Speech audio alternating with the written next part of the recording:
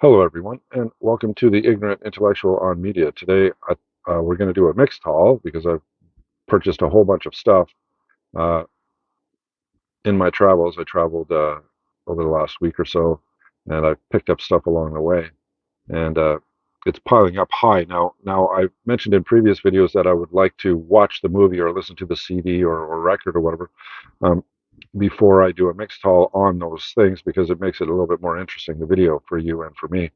But it's gotten to the point where I have so much stuff that I can't wait. I either got to put it away because I need my desk, or I got to review it, um, do a mixed haul or whatever to uh, to get rid of it. Right. So most of the videos are going to be me reviewing stuff that I've already watched. But every once in a while, if I end up purchasing a large amount of things, it's going to take me like 3 months to go through it all. I'm just going to do a video and just wing it kind of thing and get it off my desk because I need my desk for work as well, right? So, all right. Now, the main reason for this video is because of all the stuff that's piling up, but it's because I started watching The Walking Dead. What a great TV show! I watched the first 9 seasons when each of those 9 seasons came out, but then I stopped watching it. I started doing other things, right? And so there's 2 more seasons that I haven't seen yet, but it's been like years since I've watched it. Um, So I've decided to watch it from the beginning and go through the whole 11 seasons, and that's what I've been watching lately. So I haven't been watching movies much, so they've been piling up, right? So, but I'm on season 5, so I figure another a couple of weeks or whatever, I'll be through all the seasons and I can get back to watching movies. But until then, I got to get rid of some of these movies. So I picked up a bunch of stuff, especially Criterions. I have a ton of Criterion stuff, so it'll be cool to go through that with you and some other stuff. So let's get to it, shall we? All right. So first I'll do is I was at my my favorite used record store. They also do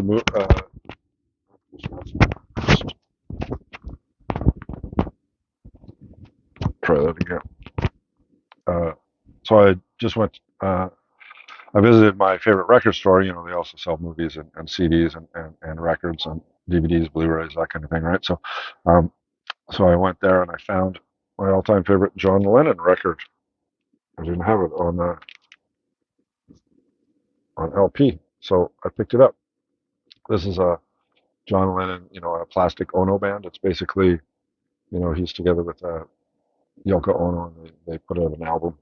All right, he has a band called the Plastic Ono Band. So it's confusing on what this is actually called, right?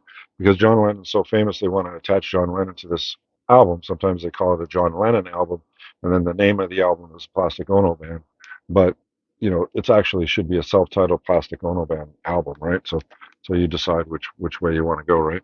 There's John Lennon on the back, right? Just sitting under a tree there. Basically, I find this is his best. When John Lennon gets political, it's he did that bed in Montreal. He's basically a communist, a socialist at least, but more communist. A lot of the songs people think are love songs are basically communist songs. And do I agree with communism? No, I don't think it works as a system. Socialism doesn't work, but neither does capitalism really. You need a mix of the two in order to be socially, you know, uh, correct. Let's put it that way. Capitalism, let it run its wildness through your economic system. It'll create tons of wealth, and then take that wealth and take care of the casualties that capitalism creates. Right. So it's like a buffer to calm capitalism, so it doesn't go super crazy. You end up having like the Great Depression or whatever, right? And use socialism to help take care of some of the people that are the casualties of capitalism, right? You have some people that end up not being paid enough, other people who get injured at work, that kind of thing. They're getting older and then they can't work as hard, so they get let go. So all that stuff, like unemployment insurance, workmen's compensation, retirement funds, things like that. That's socialism, and that calms, the jagged edges of capitalism in its pure form, right? So that's the best way to do it. If you just have socialism, everybody ends up poor because there's no incentive really to work hard or to get rich. And if you just have pure capitalism, you'll have winners and you'll have really bad losers, and basically you'll have a Wild West kind of thing going on where the losers won't put up with the winners having everything and them having nothing. You just have a big crime wave. You just have underground, black markets. You have like organized crime and so on and so forth. And basically you'll just have anarchy as well. So, uh, so you need a kind of mix of both of them, in my opinion, anyways. Socialist programs to blunt the sharpness of capitalism. But capitalism is the driving thing to the wealth of a country. You can't have a wealthy country without it. Just look at any communist country or socialist country that's ever existed. I mean, like pure socialist, right? Not like a mixed socialist capitalist view, right? So look at China when they're communist and socialist. They're one of the poorest nations in the world. Now they opened up the borders to capitalism. Now they have a socialist, they have a communist capitalist state, right? They don't have a socialist state anymore. They have a capitalist state run by communists, right? So look at how they're booming, right? So, anyways, you can argue if you want. You can leave your comments in the comments, but basically, Lenin was, John Lennon was basically, you know, a communist in a way. Like, what would be the best example of that? Um, what's his most famous song? Right? Uh, People think it's a love song, but it's not really. It's a socialist song. Um, Imagine. So imagine there's no religion, right? Imagine, which is a communist state. They ban religion.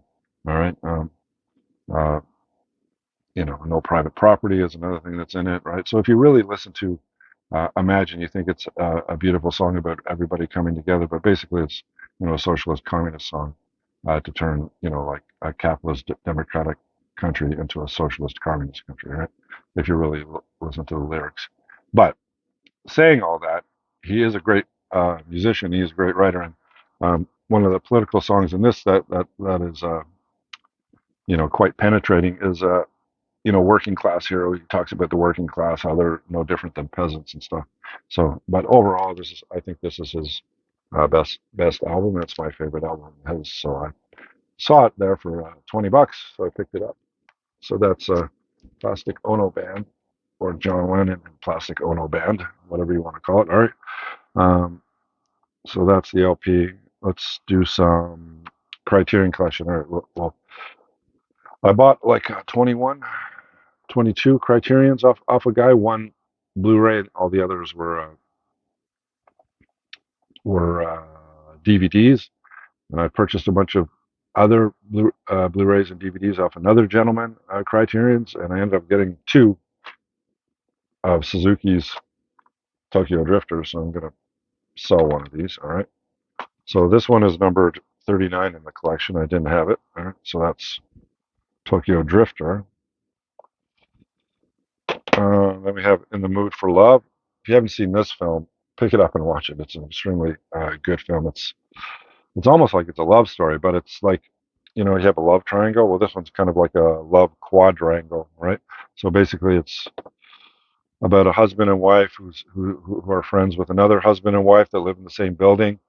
And then the husband of one couple and the wife of the other couple find out that their spouses are intimately involved. And because of that, they kind of become closer in their misery, and then they kind of get involved as well. So it's kind of like a crisscross, as well, like swap spouses in order to be happy. It's that kind of dynamic in this film, and it's an extremely good film. If you have not watched it, pick it up, find it. It's number 147 in the collection. All right, so it's Wong. What's the director's name? Wong Kar-wai. I think I spoke about this film in a previous video as well. So this is the DVD on Blu-ray. Oh, sorry, DVD in the Criterion Collection, number 147. It's up next. Sword of Doom. Uh, Kiichi Okamoto's The Sword of Doom. This one is number 280 in the collection. All right. I don't know much about that one. Haven't seen it. Then we got Hoop Dreams, which I always confuse with the Spike Lee film with Denzel Washington. What was the name of that? All right, I'll put it here. I'll put a description up on. Well, I always confuse this one. I always think this is a Spike Lee film for some reason, but it isn't. It's directed by Steve James. It's directed by Steve James. Doesn't even star Denzel Washington. It stars Arthur Adjian and William Gates. And basically, it's about two college kids. And college is almost like professional sports, right? College sports in the United States.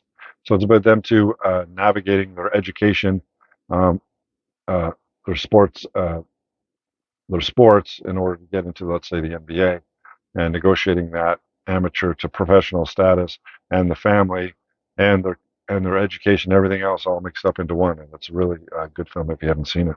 It's called Hoop Dreams. This is number 289 in the collection. All right. Then we got Burden of Dreams, a nice box set. I love it when they do these things, these nice box sets where you have the movie itself, right? And then you have the book. So the book is, full of essays, or what is this?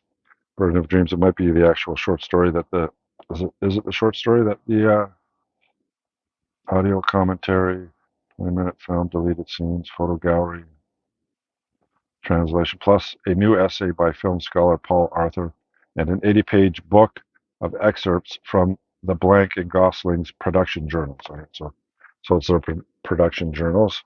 All right, and so it goes inside, and then this. So it's number 287 in the collection.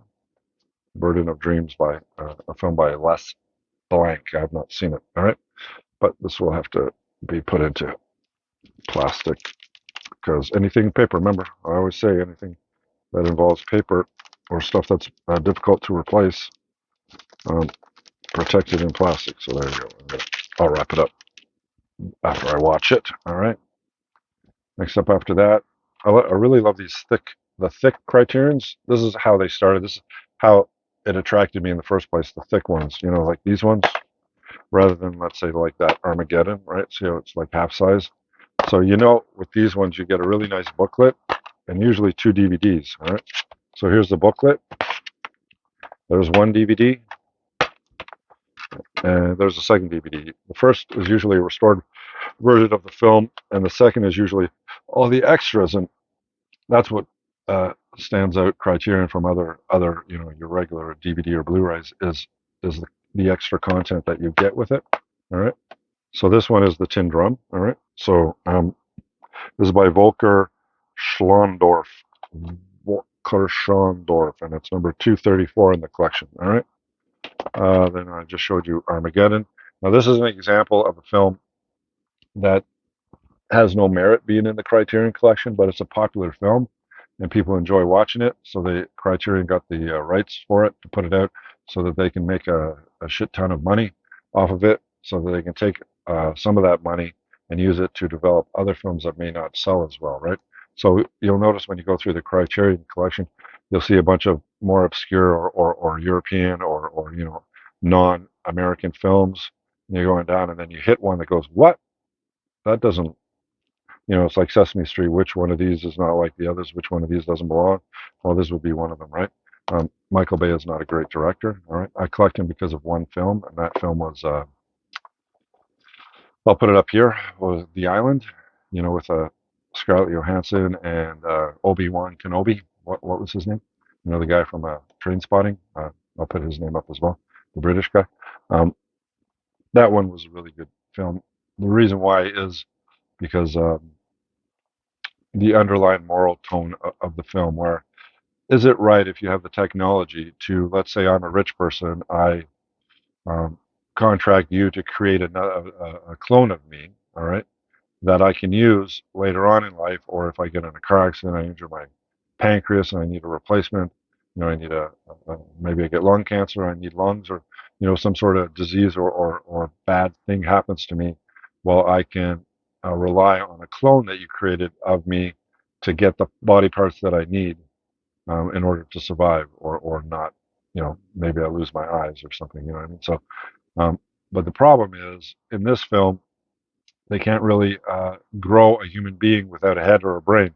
So what they do is they create this whole fake world where the clones think they're think because they're brought up from children, think that the world that they live in is like a small world, and the rest of the world is a toxic wasteland, and they're in a facility and they can't go outdoors. But there's a lottery that happens every so often. It's random, this lottery. And if you get chosen for the lottery, you get to leave the facility and go outside, because there's one island in the middle of the Pacific Ocean or whatever ocean that hasn't been touched by nuclear fall off or whatever, and it's a beautiful place to live, right? So this is their incentive to obey or whatever while they're inside this facility, right? And but basically, the lottery is basically, um, I'm outside, I have a clone inside this facility. I get in a car accident, I lose my liver, I need a replacement liver. So I call the company because I pay them millions of dollars to create a clone for me, and I get that liver, and lo and behold, inside the facility, that clone won the lottery and it's going to the island. But actually, they're going into an operation room. They're going to be killed, and their liver is going to be taken for me, right? Um, so that's the whole thing. That is a very interesting story because it brings up, some moral conundrum, right? So, um, and then you throw in action that Michael Bay's famous for.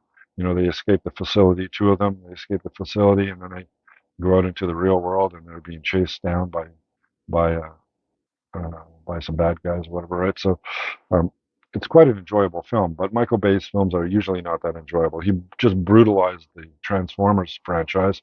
That cartoon was such a great cartoon. Um, and it was fun to watch, whether you were a kid or you're a young adult or whatever. And then when you hear that Hollywood's going to make that into a film, you're going, all right. And then you got Shia LaBeouf, and you go, cool. And then you watch the film, and you're totally disappointed because the way that Michael Bay filmed it was way too close, close up. Half the fight scenes, you're seeing, is that an arm that's going flying through the screen? Is this a leg? What? It's too close. Back up the camera, or back up the CGI so that you can actually see. It's not like human beings where you see a fist running by, you go, okay, I know that's a fist, right? And when you see an arm of a transformer go by, it could be a leg, it could be a body part, could be something else, could be it's really difficult to to decipher. So it's just a bunch of bobbled up movements on the front of your screen. You're trying to figure out what's going on, right? Put the camera back so you can actually see the whole transformer fighting a whole other transformer, right? Well, there was too many close-up scenes, and then the action was too quick for you to follow it. Anyways, it was a jumbled up mess, at least in my opinion. Um, and so we kind of wrecked the Transformers franchise. But The Island is very good. This is probably his second best film, so at least Criterion nailed the correct film to bring on. Although I don't know, I think this was out and The Island wasn't out yet, and they chose this one, which is basically, it's about an asteroid that's going towards Earth, and it's going to destroy Earth. And they send up Bruce Willis and Ben Affleck, who are workers on a an offshore oil rig, to use their expertise to get onto this um, asteroid to break it up into a whole bunch of different pieces or whatever, right, and save the planet. And that's what basically that is.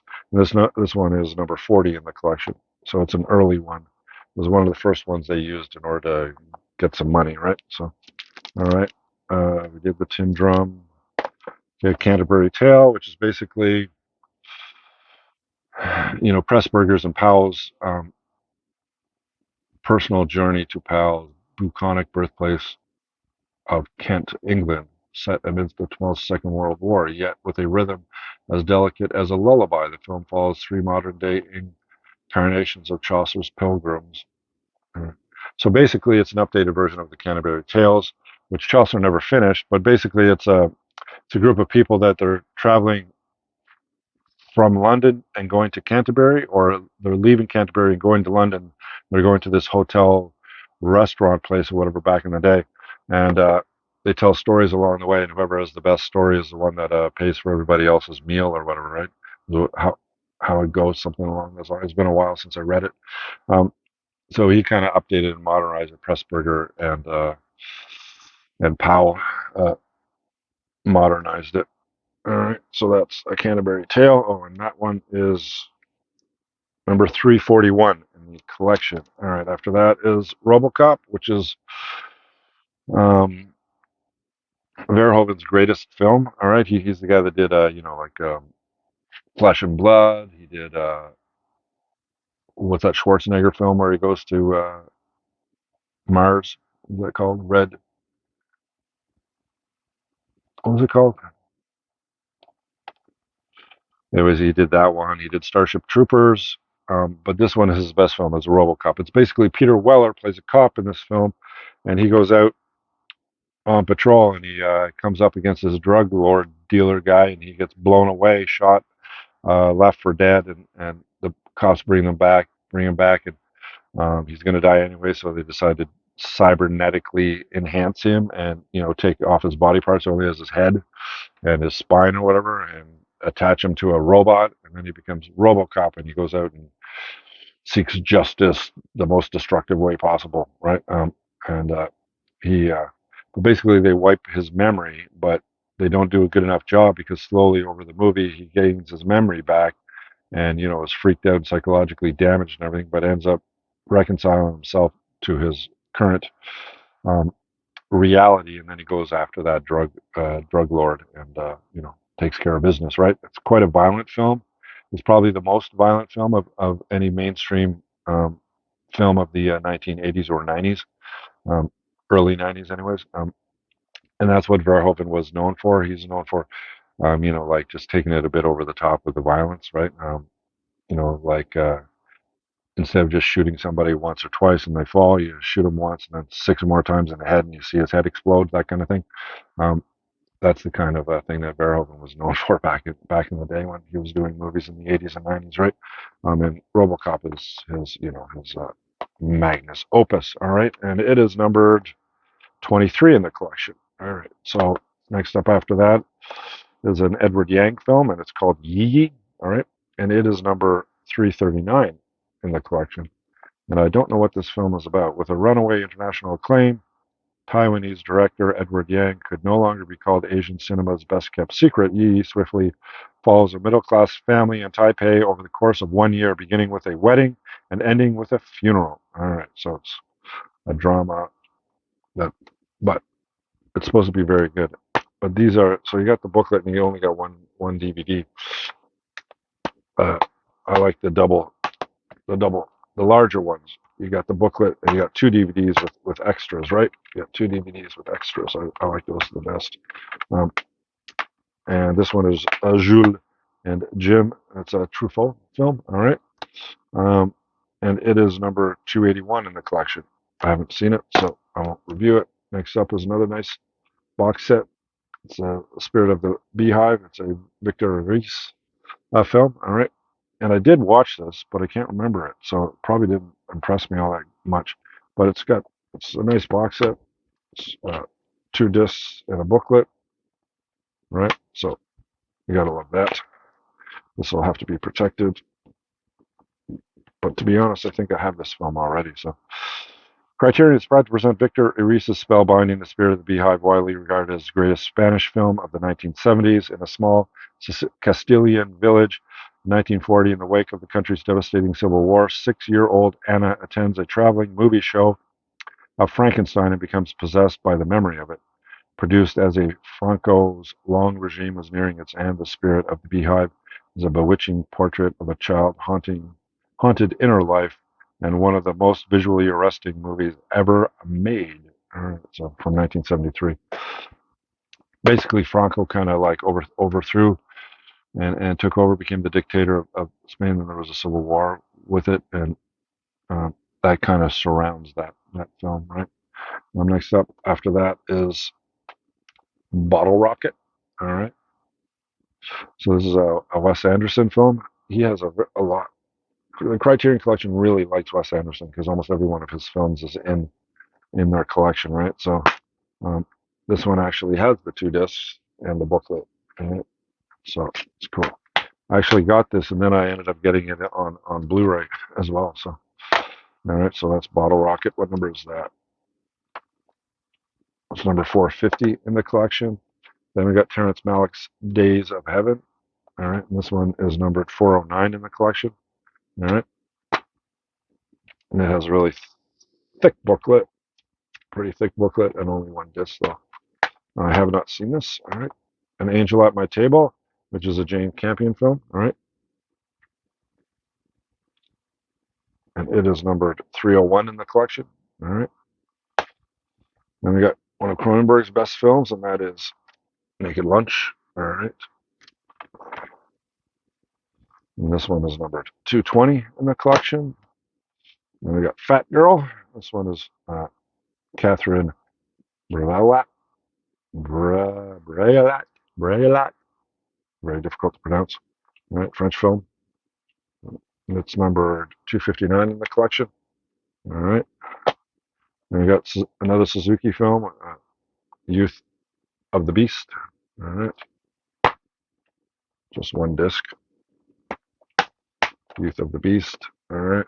And that is number 208 in the collection. Then we got Ratcatcher. All right. This one's by Lynn Ramsey. All right. 1999. All right. And it is numbered 162 in the collection. And we got Hearts and Minds. All right. From 1974. Peter Davis. It's a documentary. What is this documentary about? The United States involvement in Vietnam. All right. Hearts and Minds, and it is number 156 in the collection. And here's the Blu-ray that I got off of the guy. It's a Michael Mann film, Thief, starring James Caan, from 1981. And now I got a tiny little. That's all you got. And one disc, right? So the film's from 1981, so there's probably does have a lot of extras on it. New digital restoration from a 4K film transfer. Audio commentary from Mann and Caan. New interviews with Mann and Caan. A trailer plus an essay by critic Nick James, which is probably the paper in it. So pretty cheesy. This is when Criterion fails. But you got to have it in your collection because this is numbered 691. All right, so that's some of the Criterions. Let's lift it up a bit. There we go. Yeah, sorry about that. The cord got attached to some of the films and off it went. All right, let's put these out of the way. Let's double check to see if it's still running. Okay, it is. All right, good. All right, so so I picked up 21, so 21 DVDs and one Blu-ray, but I also picked up some Steelbooks and other stuff from him as well. So let's do that. All right, so one of the Steelbooks is Boys in the Hood, John Singleton's best known film. Cuba Gooding Jr.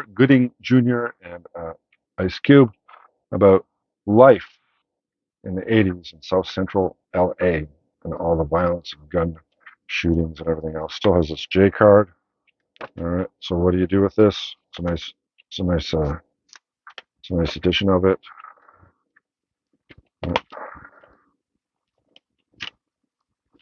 So I can replace my regular Blu-ray with this one. So what you do is you gotta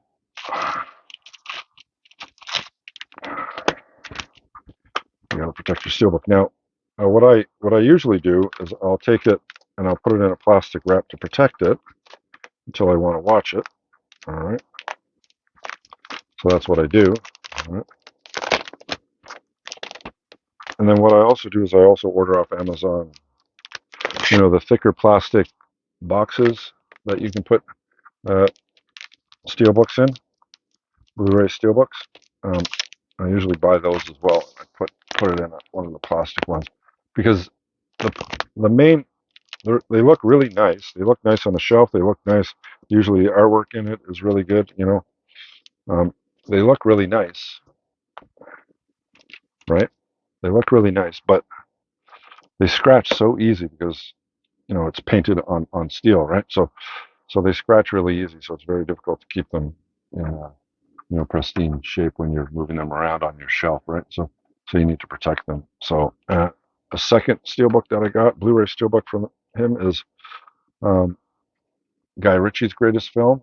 This is a comedy gangster masterpiece. It's up there with Goodfellas. It's up there with The Godfather. It's up there with all of those, gangster films. Extremely funny and extremely good.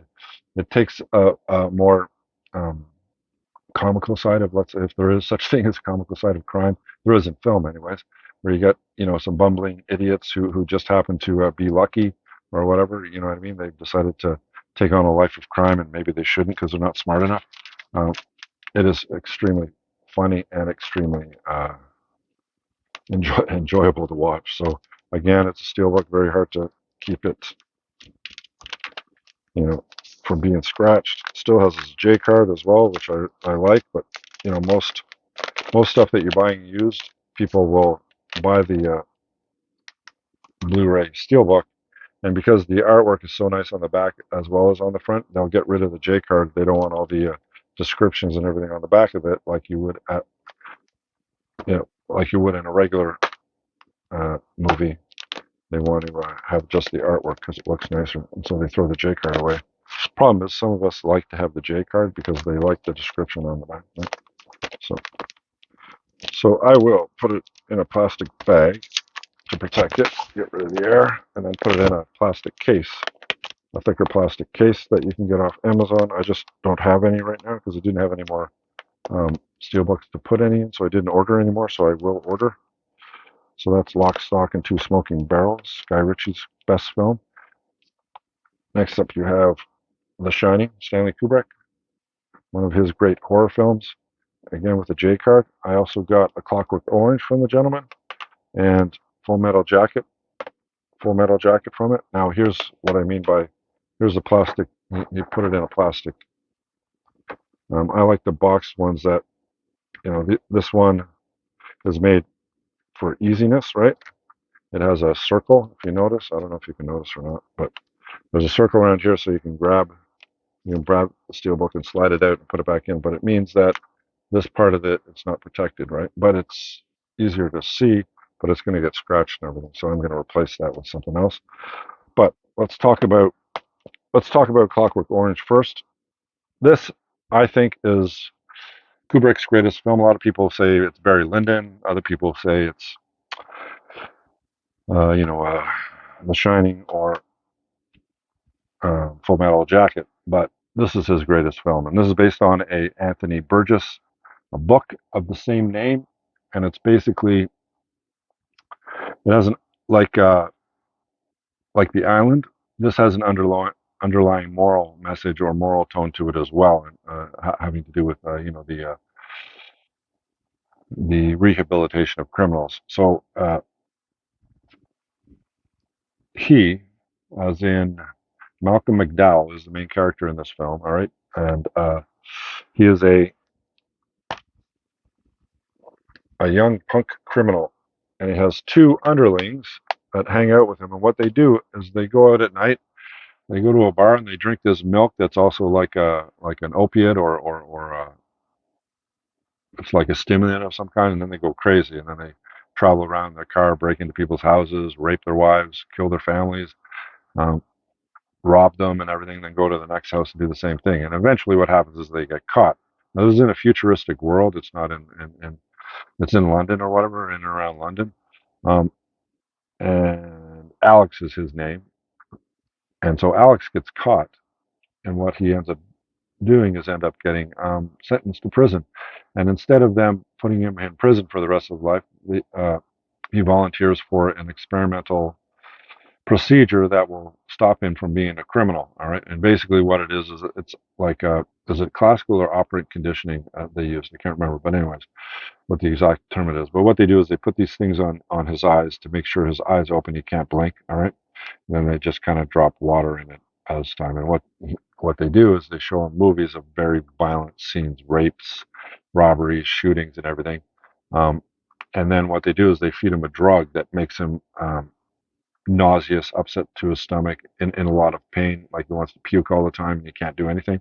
And they associated that long enough so that association with the violence is associated with his physical um, unease, right? Excuse me. And so over time, the two get bonded together, and basically now Alex is a person who does not commit crime because every time he wants to do violence, or whatever, he gets up, you know, his body physically stops him because it turns ill, right? So that leads you to the question is, um, well, there's two main questions of that. The first is, it's almost like if you think of Alex as like an outdoor cat, right? You know, out in the jungle, fighting his way, doing his thing or whatever, doing whatever he wants, right? And then you bring him indoors, and then you remove his claws, you remove his nails, all right? And if he stays indoors and you've done that, well, I don't think there's any moral problem with that because he's housed, all right, and he doesn't need those, and those are just in the way of his getting on with his life or whatever, right? But if you put him back into the jungle afterwards and he has no claws, are you more doing something morally right because he can't commit any crime because he has no ability to do it? But it also means that he has no ability to stop other people from committing crimes on him, right? Because if they commit violence onto him, he still has the same reaction. So is that morally right? You have neutralized a criminal and a really bad criminal at that, so he doesn't do anything.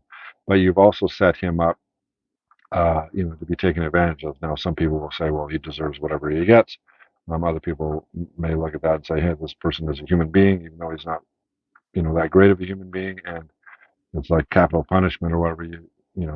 That's something that human beings should endeavor in, right? So, uh, and the second thing is, um, you haven't changed his mind, so you haven't really rehabilitated him at all.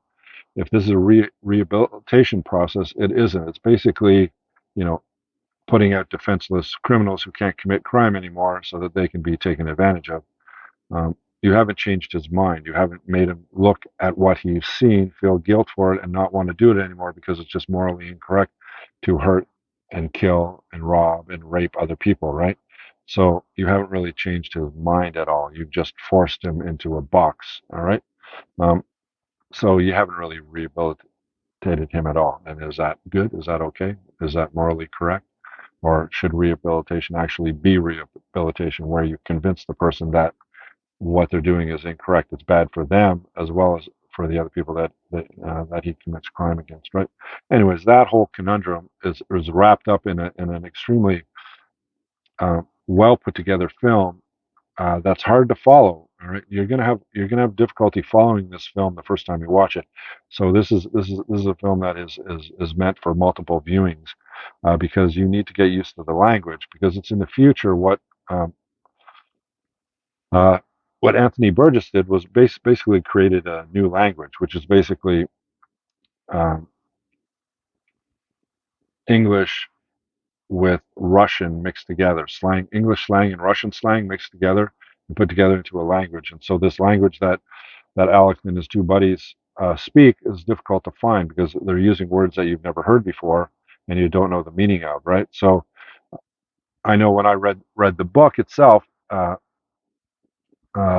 publishing company had the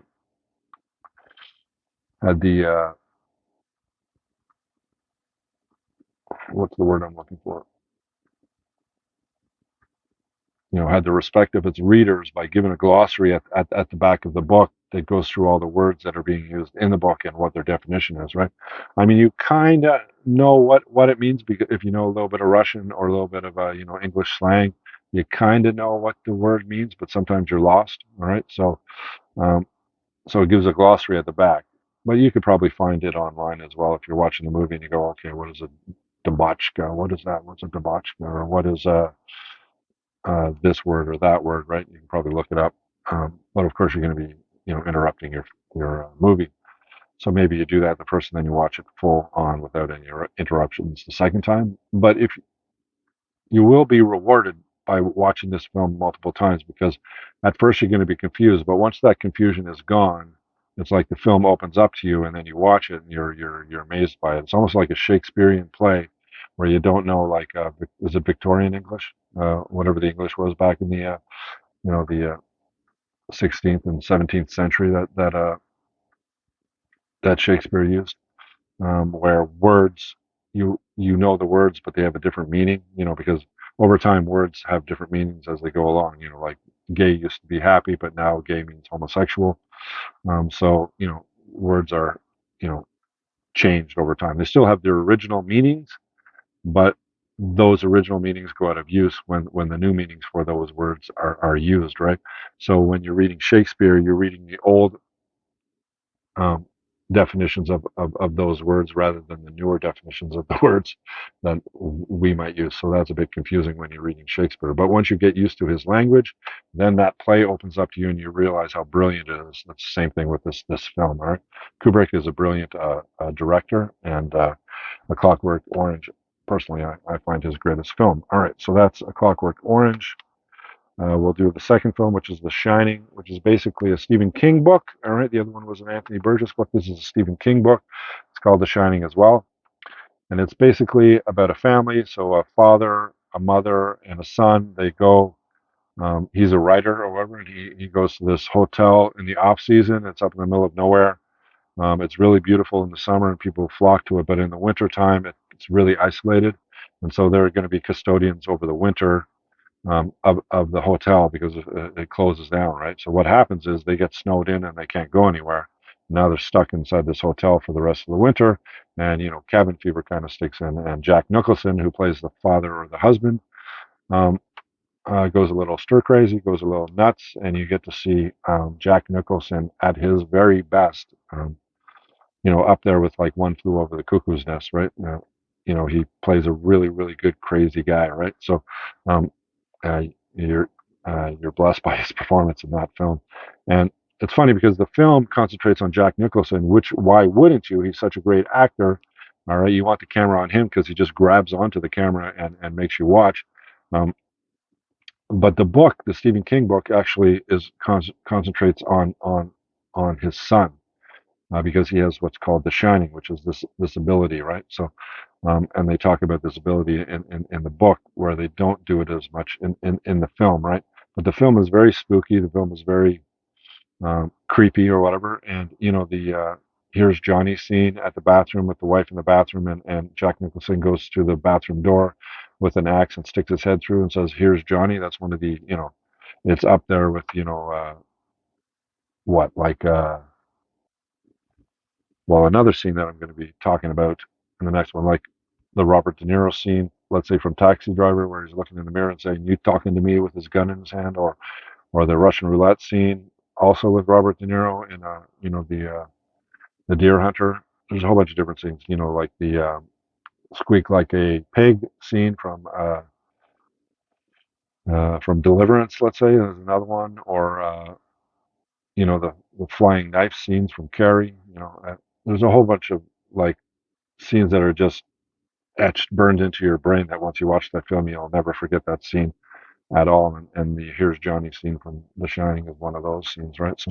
So it's worth it. Just it's the price of admission just to see that scene, right? So, but the whole movie is really good, and it had its J card, which A Clockwork Orange does not, which is kind of sad. So, but I will protect both. But I do want to get this one into a because the J card has already been wrecked. So,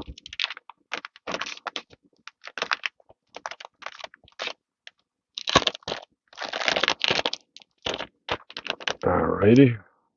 So that's The Shining. A lot of people actually argue that The Shining is probably the best adaptation of any of Stephen King's books. Um, what do you think? Do you think The Shining is the best of all the Stephen King books put to cinema? I really like Children of the Corn. I like that one a lot. Didn't like Running Man very much. Maximum Overdrive really sucked. Uh, so it's hit and miss with Stephen King, but most of his books, it's like he's writing them to turn them into scripts or screenplays to make movies out of, because so many of his books have been made into movies or TV shows, right? All right, so next Kubrick film is this is other than Clockwork Orange, this is my second favorite Kubrick film. All right, and this is the greatest war film of all time, in my opinion. Better than Apocalypse Now, better than Dirty Dozen, better than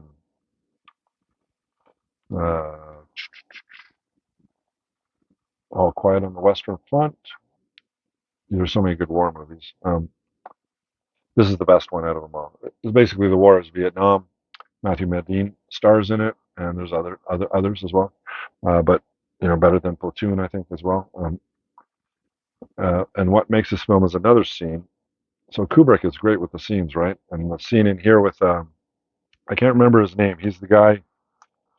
Uh, that's the back of it, right? That's one of the Baldwin brothers, Adam Baldwin. All right. Um,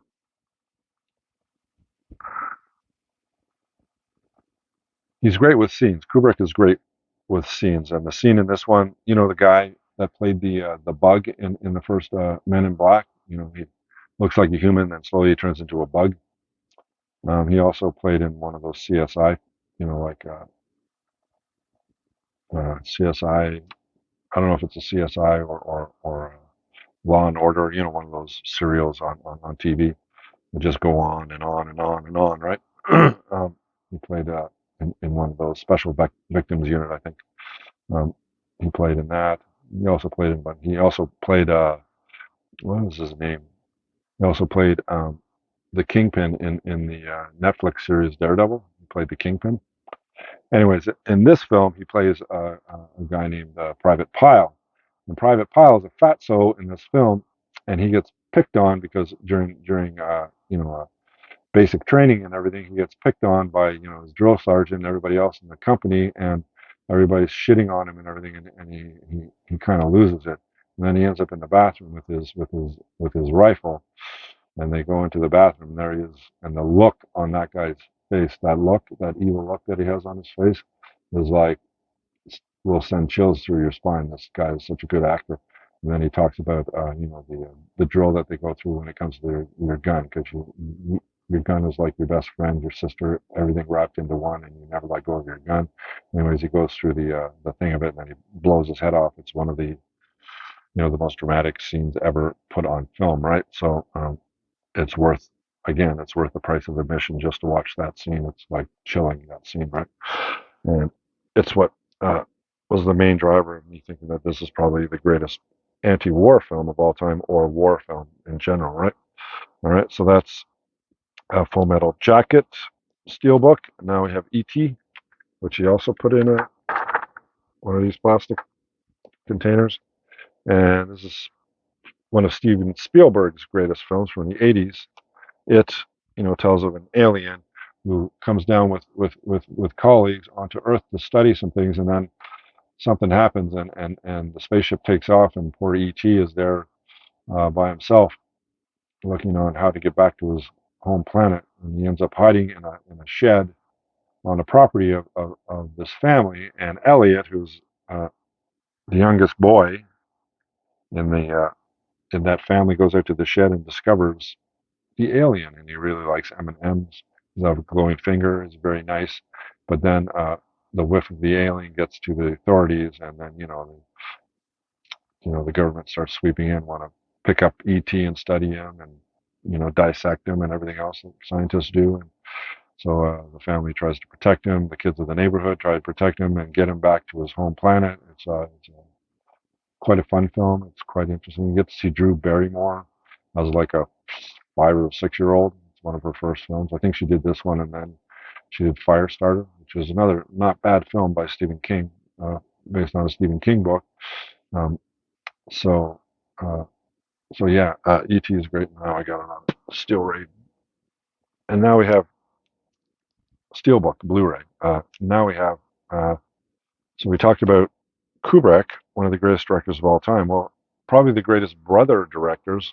Um, uh, Shout out to the Wachowskis or whatever, the sisters. Now they were brothers, but anyways, um, the Wachowskis. But no, it's the Coen brothers that are the greatest duo in film history, in my opinion. And this is their greatest film. It's called The Big Lebowski, starring Jeff Bridges as the dude.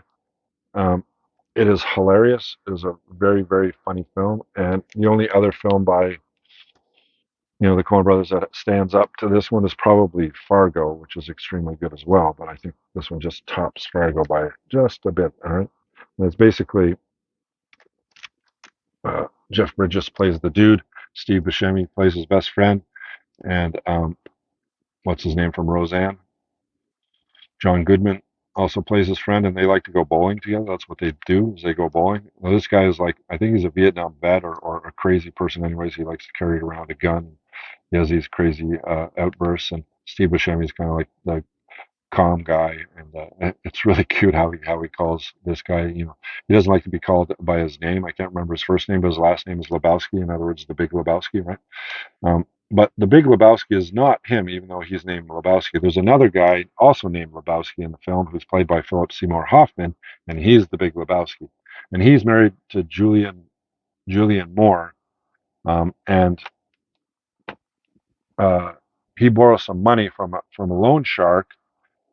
He's not rich, but he's rich because his wife is rich, right? So he borrows some money from a loan shark, and it goes south, and he doesn't pay that money back. So the loan shark sends out some tough guys to go take care of business, but uh, when they're looking for Lebowski, they end up finding the dude rather than the Big Lebowski, and they do some things to the dude that the dude does not appreciate. And one of them is pee on his carpet, and so he takes his carpet to the Big Lebowski and says, "You need to replace this or clean it because this is your fault because these guys weren't looking for me; they were looking for you." And then there's this whole back and forth thing going on throughout the whole film, and it's quite funny and it just grabs a hold of you. And the Coens do some little interesting things like when he's on a trip and he's kind of floating through the air. That's kind of weird. Anyways, the whole film is just this is normal, and then it's just kind of to the side of normal. And that humor is just extremely enjoyable to watch. Coen Brothers are great. If you haven't watched any Coen Brothers films, watch all of them. There's not a bad one in the bunch that I can see that I've watched, anyways. Probably the third best is Oh Brother Where Art Thou? Is probably the third one that you might want to watch. So if you're only going to watch three of his films, watch The Big Lebowski, Fargo, and Oh Brother Where Art Thou? See George Clooney worry about his hair for a whole film, right? It's quite funny. Anyway, so so that's another nice steelbook, and this one's actually still new with its J card, so that's kind of cool. Um, what else? Okay, so those are all the steelbook Blu-rays. He also gave me free two steelbooks um, that are DVDs, and that is one of Gilliam's best films, Terry Gilliam's, and that's Fear and Loathing in Las Vegas, which is what a William S. Burroughs book. I would suggest you read the book rather than watch the movie. Johnny Depp does a great job in this film, but Gilliam and Johnny Depp put together, you make a film that's surreal and it's hard to follow, and it's like, what's the point? You know what I mean? I mean, Gilliam is a great time bandits. It's really good if you haven't seen that. But Gilliam is a really good director, but he's known for the weird films. He's up there with, like David Lynch for strange films, right? Um, and this, I don't know, it didn't work for me. Fear and Loathing in Las Vegas didn't work for me, even though I'm a fan of Johnny Depp and I really like Terry Gilliam as a director. The two of them put together, I don't know. I don't think Fear and Loathing in Las Vegas translates well into a film. Um, but the book, yeah, read the book. The book is extremely good. All right, so that's, and the second steelbook he gave me DVD is Guy Ritchie's second best film, and that is Snatch. This is basically another crime film, another comedy crime film like Lock, Stock, and Two Smoking Barrels. But this time it's about a diamond. All right, and the thing that stands out in this more than the other film, what stands out for me in this is the Brad Pitt character. He plays what do you uh, a gypsy. Do you call them gypsies? What's the politically correct term for a gypsy these days? Anyways, he plays a gypsy in a boxing, a fighting gypsy, and he's in a family of gypsy, a whole group of gypsies, right? And um,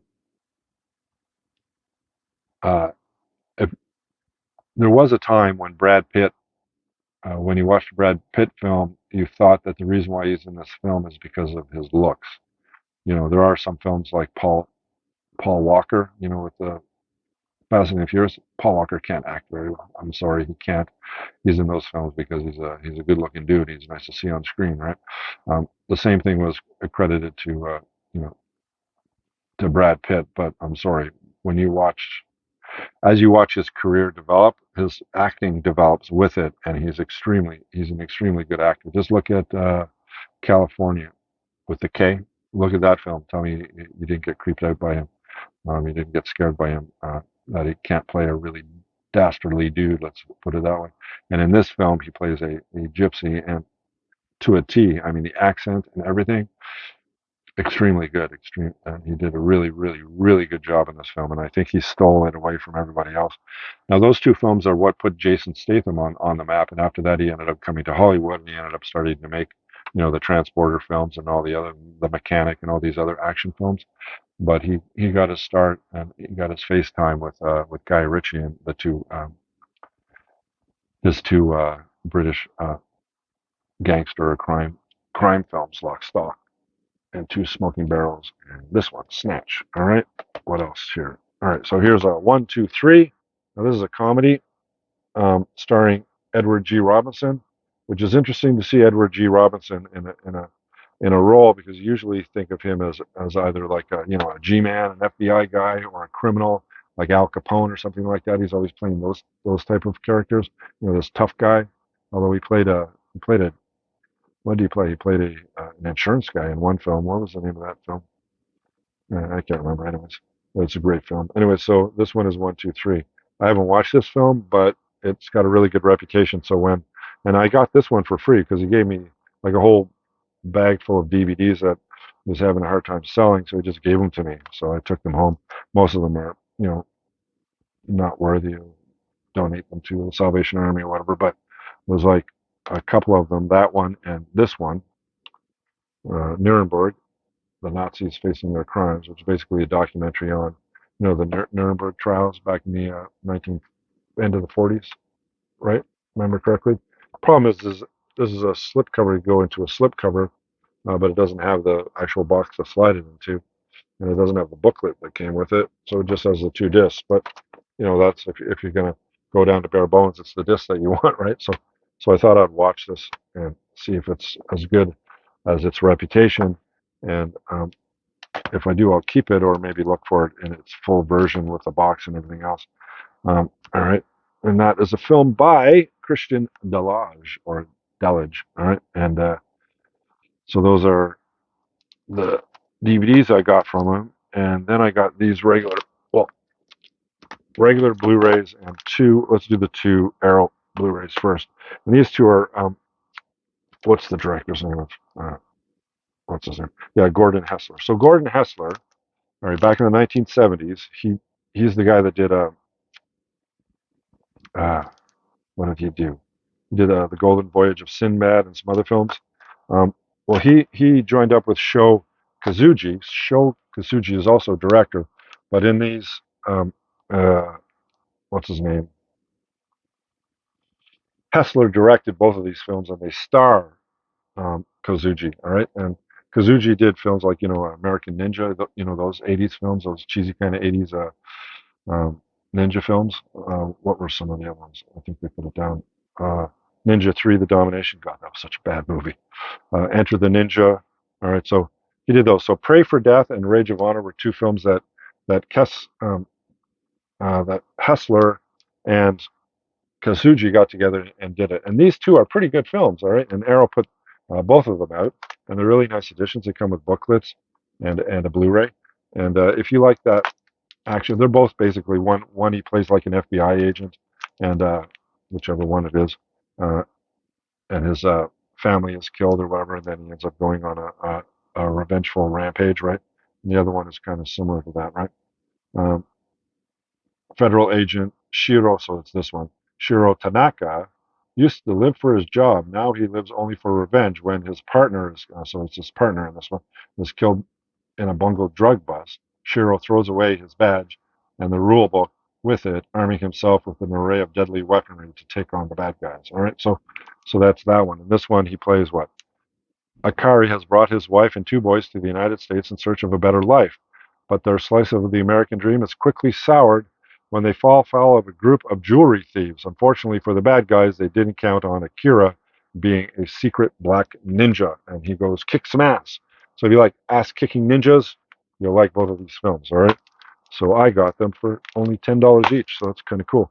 All right. So in the regular ones, which I got for $5 each from the guy, that's 48 hours. Most of these I have already, but on DVD rather than Blu-ray. So we got 48 hours, like great 80s film with Nick Nolte and Eddie Murphy, where Eddie Murphy plays a thief who gets caught and is in jail, and Nick Nolte plays a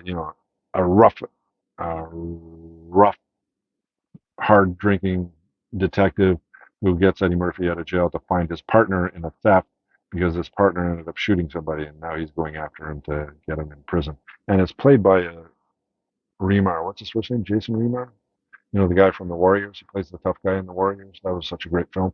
Um, anyway, so this is 48 Hours, one of the funnest cop movies of the 1980s. All right. What else do we have? We have the 70s, The Dirty Dozen. It was in 1970 something, wasn't it? Anyways, The Dirty Dozen, the war film where they get 12 convicts or people, guys in the stockade, to send them on a suicide mission. All right. It's quite a fun film if you haven't seen it.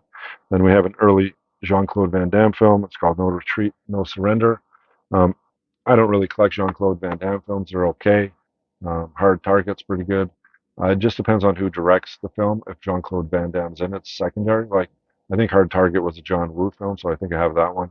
And this one is a Corey Young film, so that's the reason why I picked this up. And Corey Young is. Did he work with John Woo? I know he worked in Hong Kong cinema. He became like world renowned for his fight scenes, right? His martial art fight scenes are like second to none, and a lot of directors hired him to do their fight scenes in the films that they were making, and then he started directing himself and doing some films. Most of Jung's films aren't all that great, but it's hard to knock the fight scenes in the films that he has directed if he's the one that's doing the choreography for it, right? So, in this one he did, and this one, uh, is one of the better ones. All right. Then we have the original Assault on Precinct 13, that John Carpenter film that everybody loves about, that isolated. Is it in LA? I think it's in LA, right? That isolated precinct because of I don't know, I can't remember, was it a storm or whatever, but ended up getting isolated, and these street thugs come to the precinct, and everybody's stuck inside, and it's a war from the outside to the inside, right? So it's quite a good film. It's quite a visceral film. If you look at the definition of visceral, this probably should be as a picture in it, right? This is one of the most visceral films that I've ever seen. All right, and then we have Breaker Morant. All right, and this is an Australian film. It's basically about two Australian guys, fighting in the Boer War. The African War that the English went into, fighting the Boers. Was it the Boers? Anyways, so they um, they fight in that war, and then after that war, they ended up getting arrested, and now they're fighting for their lives, and they hire a lawyer to defend them, and it's basically almost like a law film, right? So, but many consider this might be the greatest Australian film of all time. So when I saw it, I said, okay, I know its reputation. I'll pick it up and I'll watch it. Then we got one of Humphrey Bogart's best films, directed by what's his name, John Huston. All right. The Treasure of the Sierra Madre. I have this on DVD, but I didn't have it on Blu-ray, so we pick it up. It's one of those, hard-boiled kind of uh, noir films, right? So I haven't watched it in 25 years. So, and then we got could be Steve McQueen's greatest film. This thing was up for a whole bunch of Oscars when it was presented back in the 60s, and it's called The Sand Pebbles. All right, directed by Robert Wise. Yeah, see, it's nominated for 8 1966 Academy Awards, including Best Actor for Steve McQueen and Best Picture. The Sand Pebbles blends explosive action with stunning drama as it tells the tale of war-torn China in 1926 and an American sailor caught in the middle who has given up trying to make peace with anything, including himself. All right, so it's supposed to be an extremely good film, but I have not seen it. All right, so that's all the stuff that I got off that guy. And then there was another guy that was listing a whole bunch of films, a whole bunch of Blu-rays. And so I bought like 50 of them, 40, 45. About 50 films, 45 of them. And should I do a second video or should I continue? Let's continue. What can I do? We got to get through it, right? All right, so let's do it quickly. Most of these I already have, but I didn't have on Blu-ray. I only had DVD, so this is basically an upgrade. So we have The Wolf of Wall Street from Leonardo DiCaprio. All right, this is one of Martin Scorsese's later films. All right, it's just not bad. I didn't quite enjoy it a lot, but then we got the classic trilogy of Rambo. I mean, there's more Rambo movies after the first three, but do you need to really watch them? I don't know. So I picked up the trilogy on Blu-ray. Then we picked up the Blade trilogy on Blu-ray. I have this on DVD, but I didn't have it on Blu-ray, so I picked it up.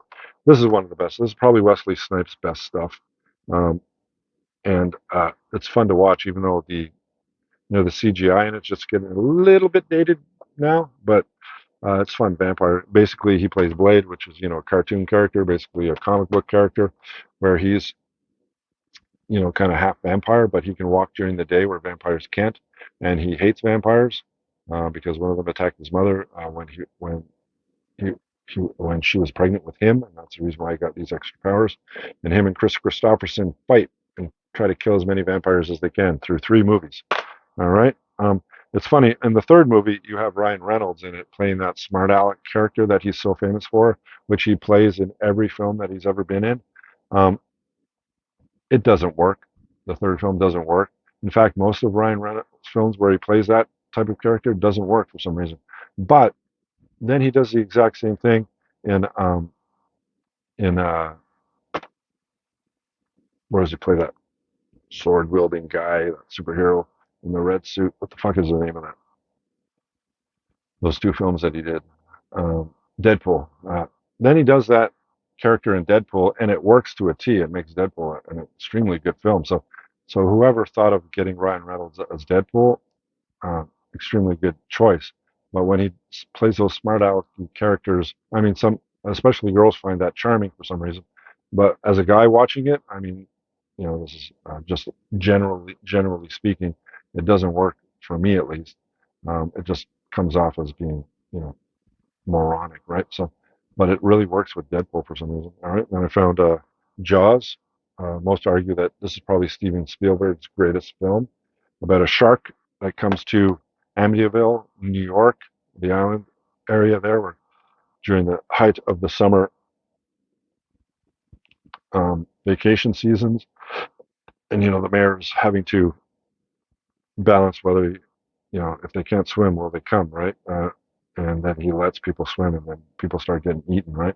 And Roy Scheider plays the sheriff or the police captain on the island, and he has to um, take care of the shark, right? Which he does along with Richard Dreyfuss and what's his name? He plays a really good character. He plays the fisherman in that. Anyways, it's an extremely good film if you haven't seen it.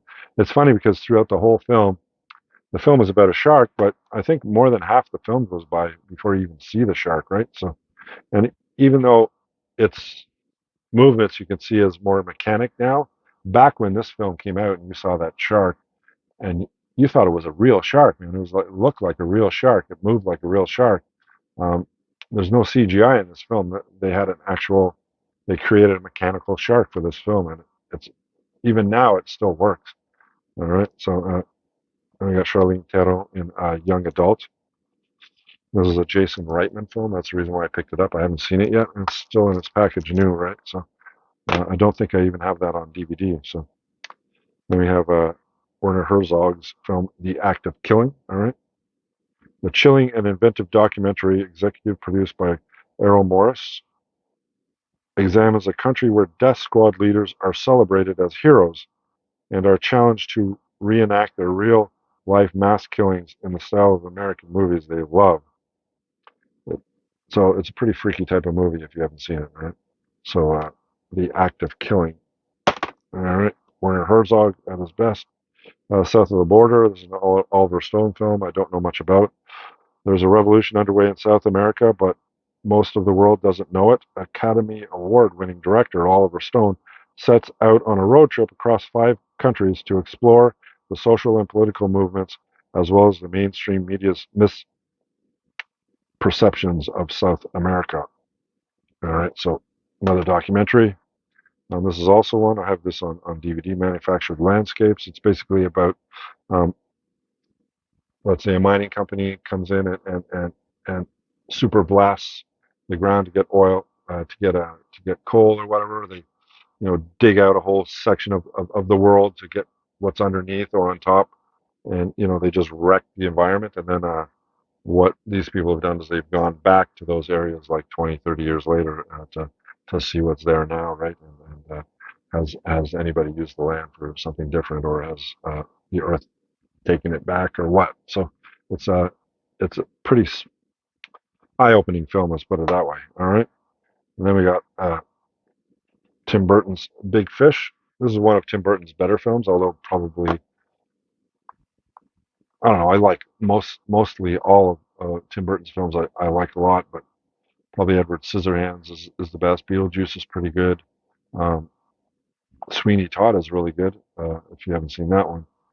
And this one is up there. I don't know. This might be my favorite. When I watched it, I thought it blew me away, but now I can't even remember what it's about. Throughout his life, Edward Bloom has Ewan McGregor. That's the guy from The Island that I was telling you about, the film about the cloned people, right? So, uh, throughout, Edward Bloom has always been a man of big appetites. Anyways, Big Fish is a really good film. If you haven't seen it, I'm going to watch it again to refresh my memory. Is there anything else here? Oh yeah, let's just getting started with that. All right, so let's continue. The Green Mile. Basically, it's a prison film where Mr. Coffee there, what's his name? Michael Clark Duncan plays Mr. Coffee, who has this ability to pull, infections and other bodily problems from your body by touching you, and he ends up getting mistakenly uh, accused and then convicted of killing two children when he was trying to save them, and he ends up in jail with Tom Hanks being the on death row, with Tom Hanks being the head prison guard in that area, and they go through the whole process of how a person goes on death row and then ends up getting executed. And it's an extremely good film. Another film based on a Stephen King book, right? All right. Then we got The Ghost Rider. There's a Roman Polanski film. I have not seen it yet, so I won't talk about it. Then we got a Darren Aronofsky film, The Fountain, another one that I have not seen. All right. And then we got the Mummy trilogy. This is fun with Brendan Fraser. This was fun when these films first came out. He was back in the day when he did Encino Man. It was quite funny, and then he moved on to being an action adventure star, right, in the three Mummy films. The first one was really good. The other two kind of slowly went downhill after that. Then we got uh, Yorgos Lanthimos' The Lobster, starring Colin Farrell. All right, don't know about that film yet. Then The Pianist, still new. All right, and this is a Roman Polanski film as well. And this is probably my favorite Roman Polanski film. Um, what's his name?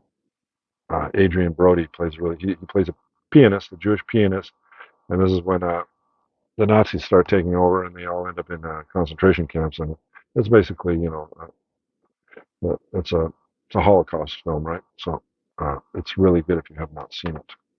All right, and then we got The Zero Theorem, which is a Terry Gilliam film that I haven't seen yet. All right.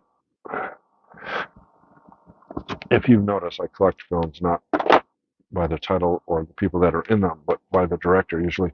Speed Racer. All right, this is a pretty good film. This is the Wachowskis. All right, you know the the girls. Sorry, the girls. Now that they've transitioned, the girls. The girls that did the Matrix films, right? So, Showgirls. This is a Verhoeven film that is okay.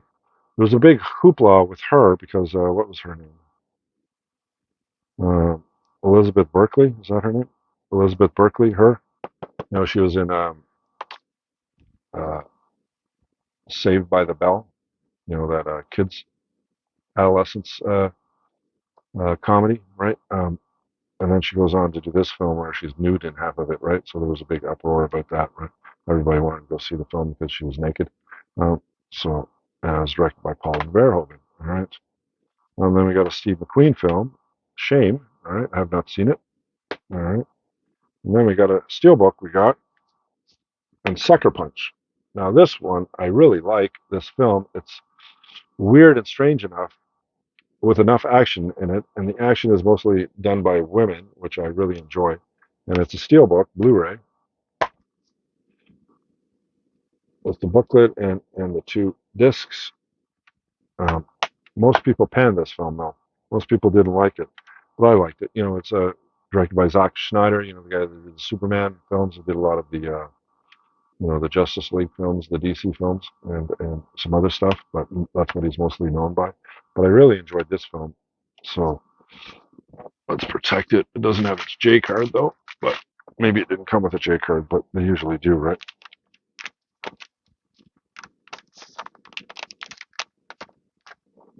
So I already have this film actually on Blu-ray, so I'll upgrade it to Steelbook Blu-ray. A lot of the stuff I'm doing now, because I have so many films now, and the films that I don't have are either really expensive to get, so they're hard to find, uh, second secondhand, or uh, you just don't find them. So what I've been doing mostly now is basically just upgrading the films that I have, going from DVD to Blu-ray to Steelbook to 4K if I find them on 4K. So that's Sucker Punch. Um, then we got Chan-wook's Stoker. He's the guy that did Old Boy, and that, if you've not seen that film, not the remake, not the American version of it, but the Korean version of it, the original Old Boy, greatest revenge film of all time, I think. I mean, extremely good film if you have not seen it. So that's the reason why I picked this up. That's the reason why I collect him. And we'll see how Stoker is. I don't know. I haven't seen it yet. Right? And Take This Waltz, which is a Sarah Polley film. Now, Sarah Polley is the Canadian. Many Americans might know her from the remake of the Dawn of the Dead film, that 2000 remake, where they're up on the stars Ving Rhames as well. They're up in the shopping center, on the roof of the shopping center. She's the blonde one in that film. She also she became a director as well, a Canadian director. She's done some films. This one is supposed to be pretty good actually, so that's the reason why I picked it up. Then we got what's his name, Pierre Morales. He's the guy that did Taken, extremely good film. The film that put Leslie Nielsen. I want to see Leslie Nielsen. What's his name? Uh, Liam Neeson as an action star. Because before that, he kind of did bounce around all these different kind of films, but then bang, he did Taken. It hit popularity, and then he did probably like 10 action films after that, right? And he's like in his 60s. So, anyways, Pierre Morel, he's the guy that put Sean Penn in this film. All right, I've not seen it yet. A lot of these films I haven't seen. Jerry Maguire. All right, so this is a Cameron Crowe film. All right, Cuba Gooding Jr. This is about sports salaries, payments. Uh, Jerry Maguire is Tom Cruise. He plays an agent, and one of his main clients is Cuba Gooding Jr., all-star football player, and it's got that scene where show me the money, right? That scene, famous scene. So I collect Crow films, so I picked this up. I have it on DVD, but I don't have it on Blu-ray. Legends of the Fall, one of Brad Pitt's better films. Um, I really enjoyed this film when I watched it, and I actually watched it a second time. Anthony Hopkins is really good in this film as well. So if you haven't seen it, pick it up. All right. Then we got Margaret. All right. This is a Kenneth Lonergan film. I have no idea what this is about or why I picked it up. It must have a really good reputation in the research I did online. Then we got Pearl Harbor, which is another Michael Bay film. This was panned big time.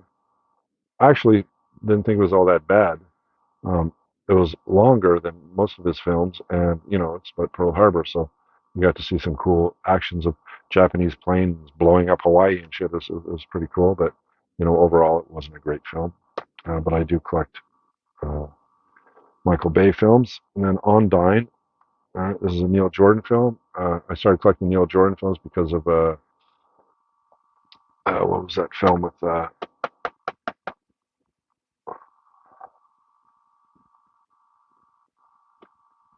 I'll put it here.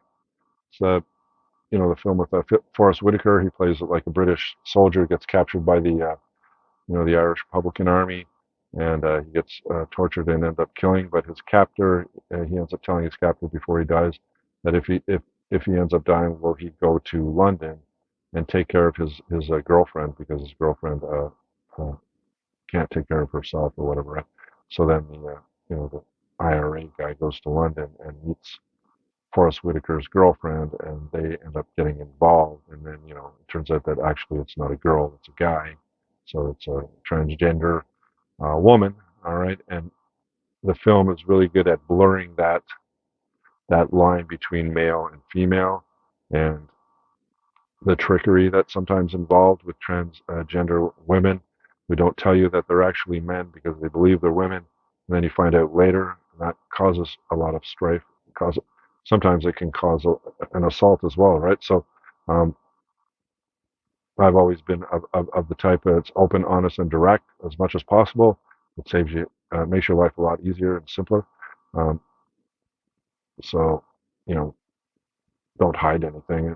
It's not going to end well, right? So, uh, whether it's because of breakup and then your heart is broken, or whether it's incorrect physical violence, right? So, um, anyway, so this film kind of touches on transgender issues in a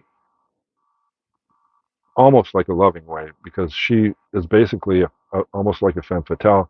She can't take care of herself. She's always, very clingy woman, uh, but who's actually a man, right? Um, so he doesn't find out about it until they're really, really involved. And then he finds out about it. Then he has a choice to make whether he still loves her or doesn't love her because of that secret, or So it goes through all of that kind of thing. There's probably that film, and Boys Don't Cry is another one that examines that issue. Those two films are extremely good if you want to, let's say, look into the transgender issue on how complicated, non-black and white it can get, right? So uh, take a look at both of those, right? So and whereas in this one doesn't really end up in much violence, Boys Don't Cry ends up in a murder. So go take a look at Boys Don't Cry. What's her name?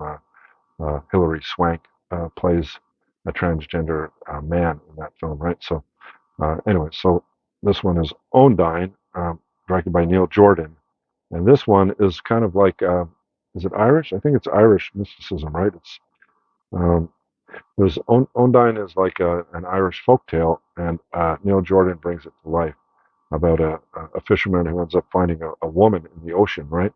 And is she like a magical being, or is she not? What's going on? I really enjoyed it. It's not really fast paced or anything. It's pretty slow paced, but your heart's going to be grabbed, and it's going to be put through the ringer a bit with this film. So if you like those kind of films, you'll probably like this film.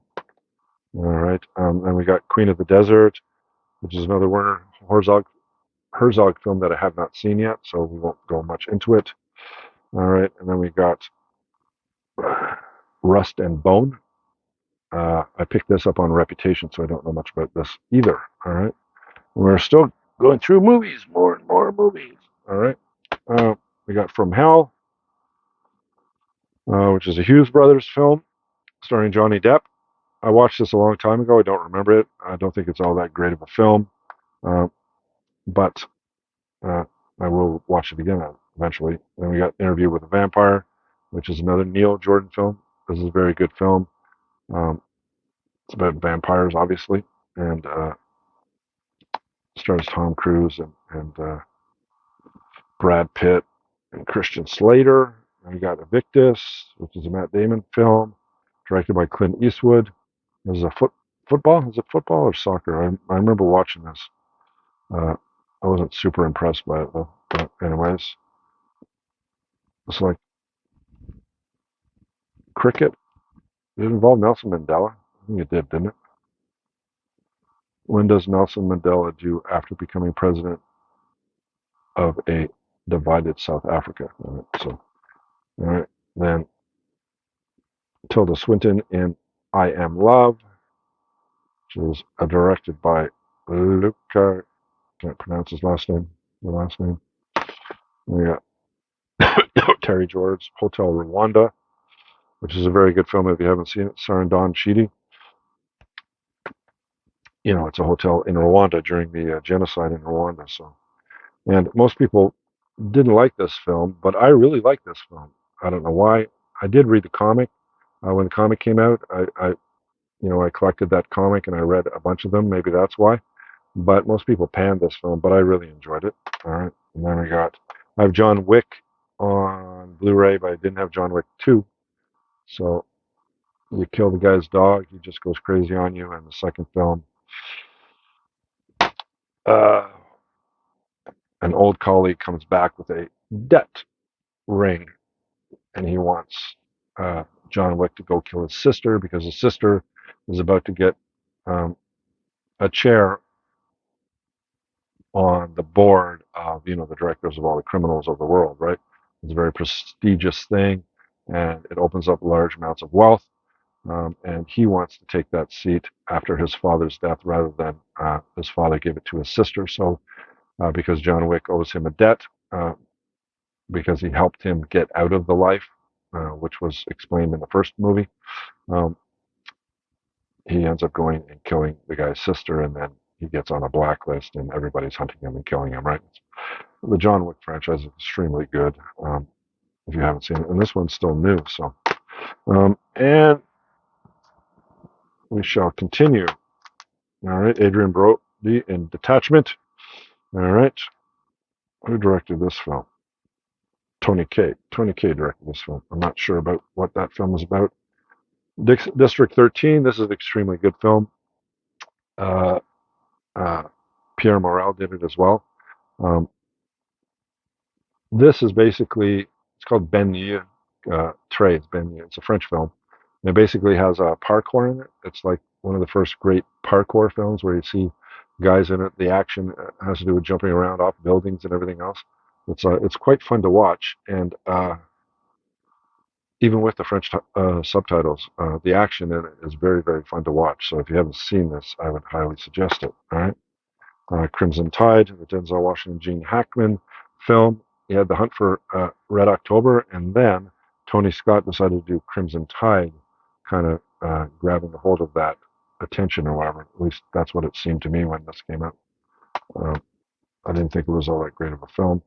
Then we got another Kubrick film, his last film, at least I think it was his last film, wasn't it? Eyes Wide Shut. And this film stars then married Tom Cruise and Nicole Kidman, and they enter into an underground world of sex and violence, where everybody's wearing masks and debauchery and everything else that's involved in this. And it's quite a thriller of a film, let's put it that way. And Kubrick went out on a high note when it came to this, if this was his last film, which I think it was. All right. And then if you watch any of my previous films, you know my favorite type of action film is an action film with a woman in the lead, going taking care of business, kicking the shit out of guys, being her own woman kind of thing.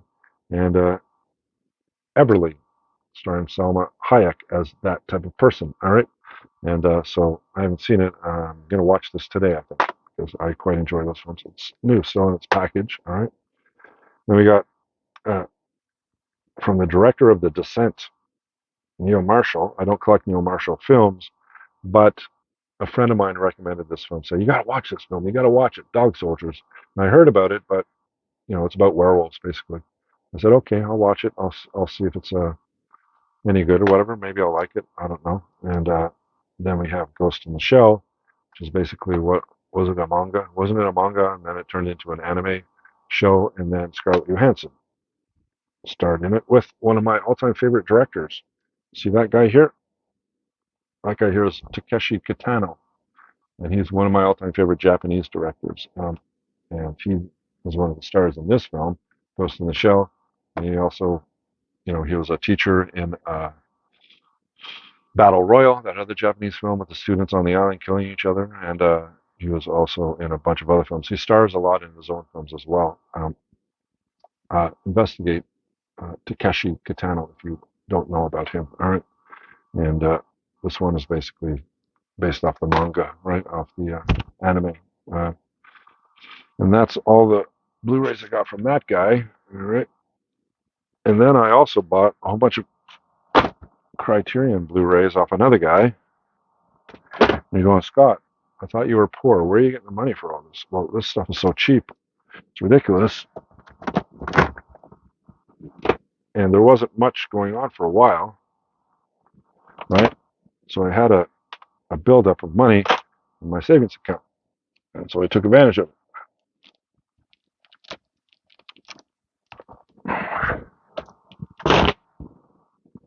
All right, so, all right, let's do those criterions. This is getting to be a long video, but hopefully you're still enjoying it. All right. We did those. We haven't done these ones yet. Okay, let's do these ones first. All right, so every month or two, I'll go online on Amazon and I'll pick up something new. And usually it's a Eureka film, the Masters of Cinema.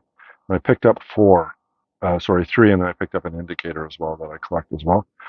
Indicator, both Eureka and Indicator are British, um, from the UK. They're UK publishers of film. So they're all, Zone 2 or whatever you want to call it. You actually need like I have a Universal Blu-ray player, a 4K Blu-ray player now. I got it for my birthday, um, so I can play any film from anywhere around the world. So anyway, so here's number 124 in the collection. This DVD. It's called Day of the Outlaw. It's an Andre de Toth directed film. All right, and then I also got Jack Nicholson in The Last Detail. And that's the Indicator film I was telling you about, number 10 in the collection. All right, and I also got It Came from Beneath the Sea, which is number 41 in the Indicator collection. All right. All right. And then I got House, which is a Nobuhiko Obayashi film. All right. This is number 184 in the Eureka Masters of Cinema collection. All right. This one out of them all. I like to see Jack Nicholson in this film, see what it's like, because it's one of his older films from the 70s, right? Hal Ashby film, right? Yeah. Um, but this one I want to see as well. Now,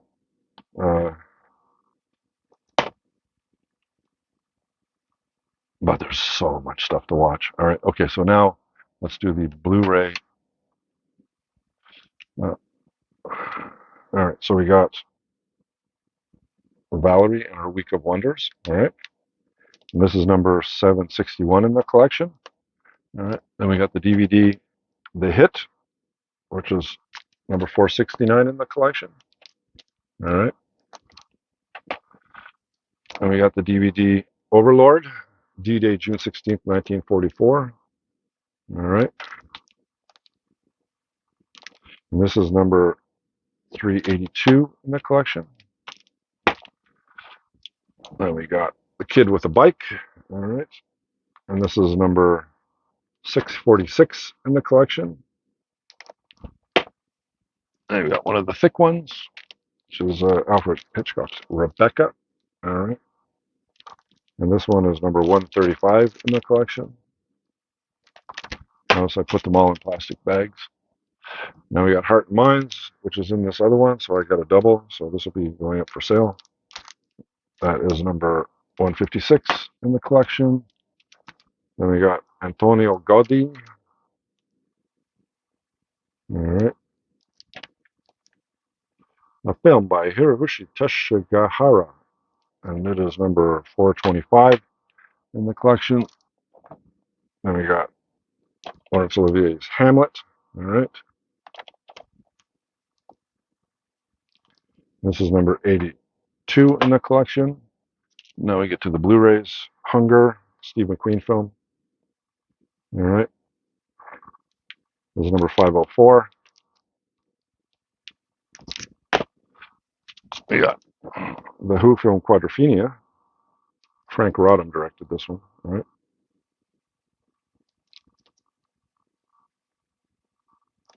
And that is number 624 in the collection. Then we got one that I was searching for forever, and I finally found because I have like I think the first 20 or 30 of the Criterions, but I was missing this one, and this is number 4. This is Amarcord, all right, 1973.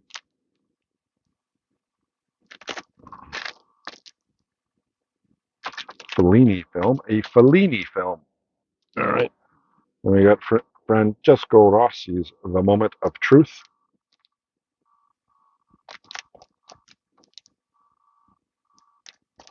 That is number 595 in the collection.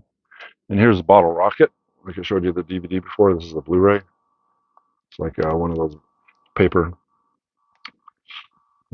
versions. I don't know why they do that, but it's number 450 in the collection. All right. Wes Anderson film. And then we got The Darjeeling Limited, which is another Wes Anderson film, if I remember correctly. All right. Starring Adrian Brody and Owen Wilson. And it is number 540 in the collection. And I think this is the last thing, is it? I think this will be the last thing. And this is Star Trek, the original motion picture collection. So the 6 original Star Trek films, all on Blu-ray in a really nice box set. So there's another box set that has the 4 Next Generation films. I'll look for that one as well, because I don't have that one yet. All right. So very nice. All right. All 6 of those films. And that's it. Now I can clear off my desk. This is very good. All right. So I hope you enjoyed it. If you did, leave a thumbs up. If you want to subscribe to my channel, I would appreciate it. And I will talk to you in my next video if I still have a voice. And thank you for watching, and you have a great day. And bye for now.